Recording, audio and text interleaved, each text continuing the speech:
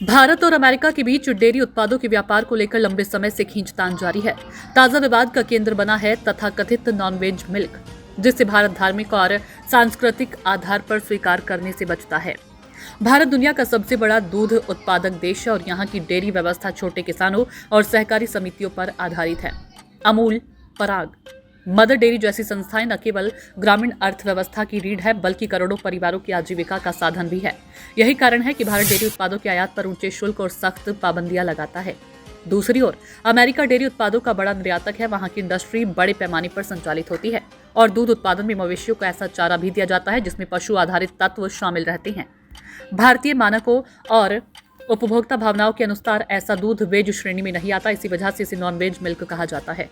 भारत का तर्क है कि ऐसे उत्पाद धार्मिक भावनाओं को आहत कर सकते हैं और शाकाहारी उपभोक्ताओं के लिए अस्वीकार्य है।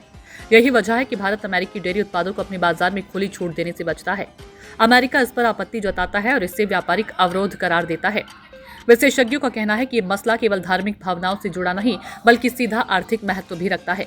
यदि अमेरिकी डेयरी उत्पाद भारत के बाजार में बड़े पैमाने पर प्रवेश कर जाते हैं तो स्थानीय किसान और डेयरी सहकारी समितियां भारी दबाव में आ सकती है। यही वजह है कि भारत सरकार इस मुद्दे पर सख्त रुख अपनाए हुए है।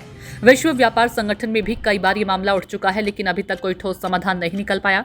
अमेरिका चाहता है कि भारत डेयरी सेक्टर में अपने दरवाजे खोले, जबकि भारत किसानों की सुरक्षा और उपभोक्ता भावनाओं के सम्मान की दुहाई देता है। साफ है कि नॉनवेज मिल्क केवल एक व्यापारिक मसला नहीं बल्कि भारत अमेरिका संबंधों में सांस्कृतिक और आर्थिक दृष्टि से भी अहम मुद्दा है। आने वाले समय में देखना दिलचस्प होगा कि दोनों देश इस पेचीदा सवाल का हल कैसे निकालते हैं।